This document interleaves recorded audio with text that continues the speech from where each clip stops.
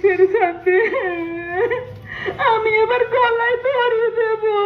মালু মালু মালু, শোন শোন শোন, ওরে বিশ্বাস কর, আরে থাম না, তুই যা ভাবছিস তা লয়, তা লয় না লয়, গ্রামের সবাই ভূতের সাথে থাকতো। বাবা রে বাবা, থাম না থাম। আচ্ছা বেশ বেশ, আমি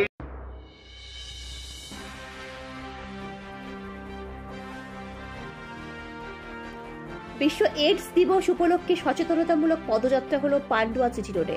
আজ সোমবার বিকেল 5টা নাগাদ পান্ডুয়া গ্রামীণ হাসপাতাল সূত্রে জানা যায়, আজ 1 ডিসেম্বর বিশ্ব এইডস দিবস। এই উপলক্ষে পান্ডুয়া গ্রামীণ হাসপাতালের পক্ষ থেকে জেলা স্বাস্থ্য দপ্তরের নির্দেশ অনুযায়ী এদিন পথ চলতি এলাকার সকল মানুষকে এইচআইভি বা এইডস সম্বন্ধে সচেতন করতে পান্ডুয়া গ্রামীণ হাসপাতাল সংলগ্ন এলাকায় একটি পথনাটিকা হয়। পাশাপাশি গ্রামীণ হাসপাতাল থেকে তেলিপাড়া পর্যন্ত এক সচেতনতামূলক পদযাত্রা হয়ে যায়।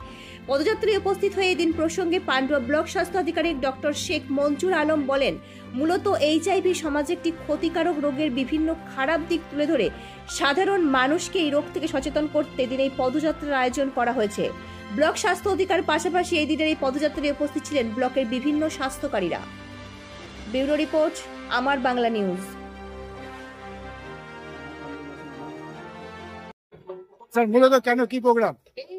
আমাদের 1 ডিসেম্বর বিশ্ব এইডস ডে উপলক্ষে মানে এইডস রোগটা কিভাবে মানুষের জীবনে ক্ষতি আনে, তার থেকে কি বাঁচার উপায় এবং এইডস সম্বন্ধে সাধারণ মানুষের মধ্যে যে ভুল ধারণাগুলো আছে সেইগুলোকে মানুষকে এইচআইভি এইডস নিয়ে সচেতন করতে এবং তার প্রতিকার সম্বন্ধে অ্যাওয়ার করতে আমাদের আজকের এই র্যালিটা।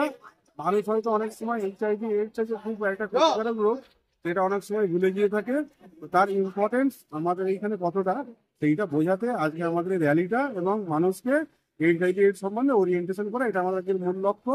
আজকে আমাদের বিভিন্ন প্রান্ত থেকে হেলথ সেন্টার দিদিরা এসছেন, পিআরআই মেম্বাররা, পলিটিক্যাল লিডাররাও ওখানে জয়েন করেছেন। আমাদের অনুষ্ঠান আশা করি সফল হবে।